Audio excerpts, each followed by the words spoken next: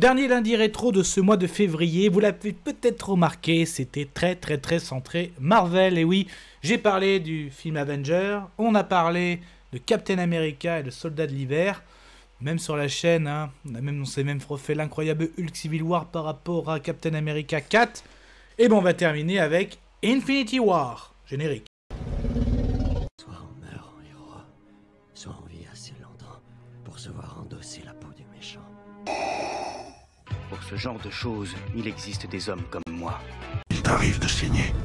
Vous pouvez respirer, vous pouvez cligner des yeux, vous pouvez pleurer. Ah, m'a ramené le conduit celle-là. Maintenant que j'ai votre attention, Accroche-toi, petit. Avenger Infinity War. J'avais déjà, je l'avais dit, c'est disponible sur ma chaîne, que Avenger était un film tellement bien préparé aux petits oignons et un super film d'équipe de super-héros. Mais là, Infinity War, mais il a été même plus que préparé, il a mijoté. Et il est excellent, c'est un délice, un de mes films préférés aussi de super-héros. Parce que là, non seulement on a préparé pas qu'une équipe, mais vraiment entre les Gardiens de la Galaxie, nos Avengers, et puis même le concept des pierres de l'infini réparties un peu partout.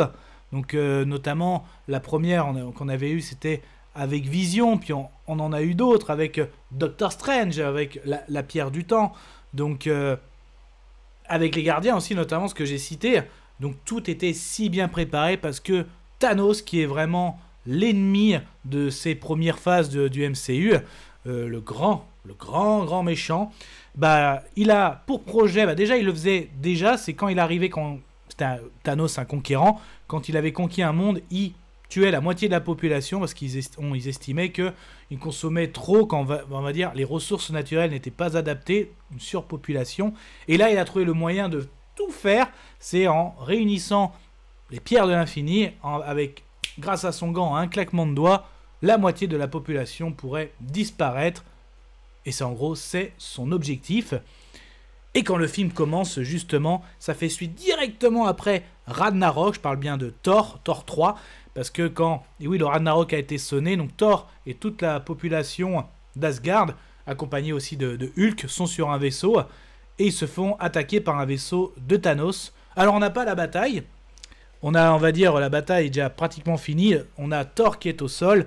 On a tout de suite la rentrée de Thanos qui fait ce grand méchant. Comme il l'a dit, hein, il sait ce que ça fait de perdre. Il avait déjà perdu durant Avenger 1. Et comme il a dit, on ne peut échapper à son destin. Et on voit qu'il a déjà la pierre. Donc justement, qu'on avait nous découvert, spectateurs, dans les Gardiens de la Galaxie. Hein, Ronan s'en était servi. Et ben là, Thanos a réussi à la récupérer.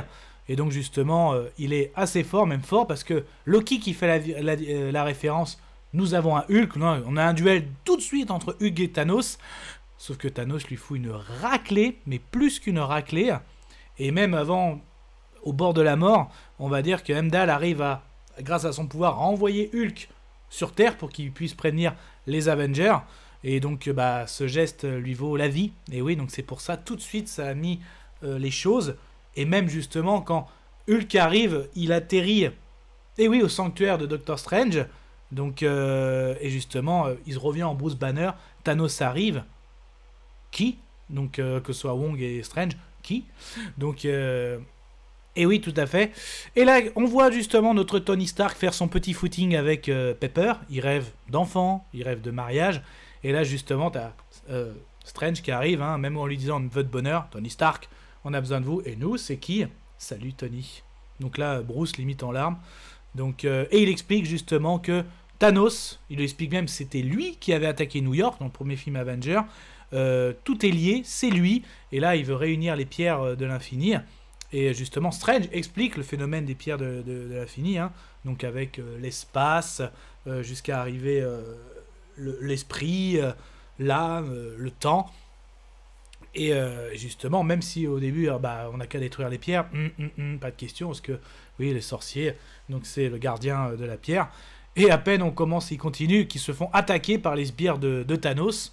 Très beau combat déjà, même si on s'aperçoit que Bruce Banner n'arrive plus à redevenir en Hulk. Donc là on a Strange, Iron Man, renfort de Spider-Man qui avec ses super sens, quand il voit ça, oui, c'est New York est attaqué aussi encore une fois. Donc là, beau duel qui se termine avec une capture du Doctor Strange. Et donc Iron Man et Spider-Man arrivent grâce à l'Iron Spider notamment à arriver dans le vaisseau, à intégrer ce vaisseau. Et justement, là, ça va commencer, là, qu'on va dire que ce premier binôme va commencer à collaborer ensemble. Et notamment, quand on parle de l'espace, on pense aux Gardiens de la Galaxie, parce que les Gardiens de la Galaxie avaient reçu un signal comme quoi de détresse, le peuple d'Asgard, et ils arrivent et effectivement, ils trouvent un massacre. Thor est le seul survivant, donc là, on a une scène assez drôle avec Drax, voilà, donc c'est comme si un ange a eu un enfant avec un pirate et tout, il est musclé, donc... Thor se réveille, il révèle qu'il a bien été attaqué par Thanos, forcément Gamora a fait tout de suite le lien, parce que Gamora a été élevé par Thanos, bien sûr, donc forcément, ils ont compris le plan, bien sûr, grâce au pierre de l'infini, grâce à un claquement de doigts, donc va falloir agir. Thor dit que moi j'ai pas réussi, mais il me faut une arme pour tuer quelqu'un comme Thanos, donc il faut aller sur une planète pour forger une arme, ce qui intéresse d'ailleurs... il va prendre Rocket avec lui, ce lapin, donc avec aussi Groot ado, et oui, Groot est adolescent, et justement, la pierre qui a été gardée, aussi, cette fameuse pierre rouge, qu'on avait déjà vue aussi, justement, c'est notre Star-Lord, Gamora, Drax, et, que j'oublie son nom, Mantis, qui vont se rendre pour essayer d'empêcher que Thanos l'intercepte, justement, à cette route pierre. Malheureusement, ça se passe mal parce que Thanos avait déjà eu la pierre, donc ça aussi, mais il était très content de revoir Gamora, ça c'est le cas de le dire, et donc justement, il la recapture, même si avant Gamora lui avait dit « je préfère que tu me tues », bien sûr, et que même Drax qui avait assisté à cette conversation, mais depuis combien de temps t'es là? 1 heure? Je suis l'homme invisible, et Mantis qui est Drax, dommage. Donc ouais, c'est le côté fun des gardiens, prend bien pour ce film. Gamora, bien sûr, pour elle, désapprouve complètement. On a même un flashback quand elle était petite, où comment Thanos sévissait, bien sûr, dans les autres mondes. Tellement charismatique ce Thanos, mais tellement c'est incroyable. Du coup, comme la pierre, toutes les pierres, donc il y en a plusieurs sur Terre, notamment celle de Vision. On sait que Vision a une relation avec Wanda Maximoff. Et oui, d'autres sbires les attaquent et ils se font renforcer. Mais quelle entrée de Captain America avec Falcon et Black Widow. Excellent, justement. Le fait que ça y est, ça s'attaque. Et justement, ils vont se rendre au Wakanda pour essayer d'extraire aussi la pierre de Vision. Donc là, tout était fait. Black Panther était déjà fait. Donc excellent au niveau du Wakanda. Donc ça aussi, c'est très très bon. Les retrouvailles entre Bruce et Natasha, bon, sans plus, mais qui ont un petit lien par rapport à l'ère d'Ultron, quoi. Il y a comme un malaise, comme disait Falcon. Même s'il y a War Machine qui fait la petite blague. Donc, quand ils arrivent au Wakanda, Bruce qui demande il faut se prosterner. Bah oui, c'est un roi. Une petite blague, voilà, forcément. Et le retour aussi du loup blanc alias Bucky. Donc forcément, tout le monde se prépare à cette grande bataille. Shuri a pour mission d'extraire la pierre, bien sûr, de Vision, sans endommager Vision, bien sûr. Mais voilà, ça devient trop intense parce que vous vous rappelez que Thanos avait récupéré Gamora. Ben oui, pour la pierre, parce que Gamora savait où est la pierre de l'âme. Et elle l'a emmené là, tellement d'émotions. Il rencontre Crâne Rouge, qui est pas un peu le gardien, mais un petit peu celui qui explique comment obtenir la pierre de l'âme.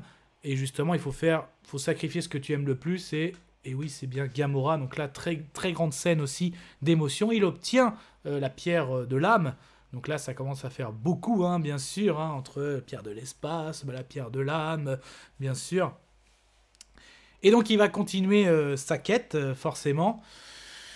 Et oui, jusqu'à un moment, quand même, il voudrait la pierre du temps, mais elle va venir à lui, justement, parce que Strange avait été capturé. Donc même si Iron Man et Spider-Man arrivent à délivrer Strange, Iron Man le dit, je veux l'attaquer sur son terrain, donc ils vont l'attaquer. Et ils vont même rencontrer les gardiens, bien sûr. Donc les gardiens vont s'allier au trinôme Doctor Strange, Iron Man, Spider-Man. Ils vont se faire ce fameux plan.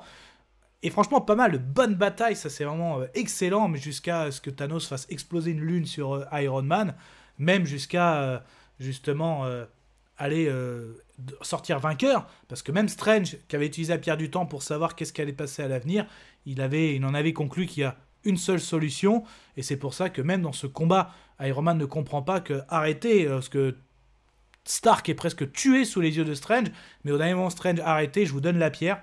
On ne comprend pas. Il donne la pierre, donc du coup, il lui en manque plus qu'une, laquelle, celle qui est au Wakanda, donc qui se rend sur le champ de bataille qui avait déjà commencé, champ de bataille qui avait été aussi renforcé par Thor, parce que Thor avait réussi à avoir justement le Stormbreaker, le fameux marteau en réveillant l'étoile. Très bonne scène aussi de Thor, mais quelle entrée de Thor, hein, livrez-moi Thanos, super, justement quand il arrive avec Groot, avec Rocket, justement, il est même content de revoir avec Steve, vous avez pris ma barbe, donc super bataille.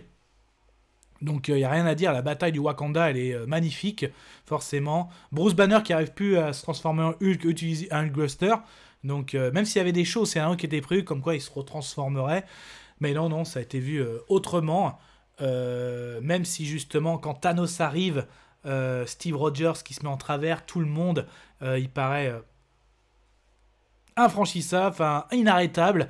Il arrive à se saisir, grâce à la pierre du temps, il arrive à remonter le temps, parce que justement, Wanda avait fait ce qu'il fallait, hein, jusqu'à tuer l'amour de sa vie, très beau aussi, mais il remonte le temps, il récupère la pierre, ça y est, il a toutes les pierres.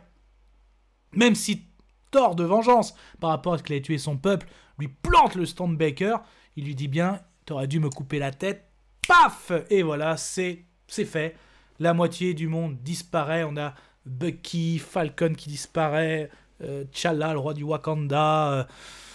Donc voilà, et là, oui, c'est le film où le méchant a gagné. Même si d'un point de vue marketing, on savait qu'il y avait une partie 1, une partie 2. Moi, ça m'a fait ça, ouais, mais on sait que tout le monde va revenir. Mais quand même, c'était vraiment... C'est un super film, excusez-moi. Entre le charisme, l'arc narratif de Thanos... Toutes ces équipes de super-héros qui étaient si bien préparées, je rappelle, même s'ils étaient séparés après les événements de Civil War, le fait, on a les détails comme le portable, tout ça, le retour de tout le monde, que ce soit Thor, Hulk, les Avengers, Tony avec Spider-Man, les Gardiens, tout ça a été super bien mené, le scénario est excellent, super film, tout le monde a eu son instant de gloire dans ce film, qui fait une belle gloire. Mais je vais finir là-dessus. Sur une victoire. Qu'est-ce que vous en pensez d'ailleurs, ce film? On en parle? Dans les commentaires? Kenavo. Je vous souhaite une agréable soirée. Désolé pour le bordel. Au revoir.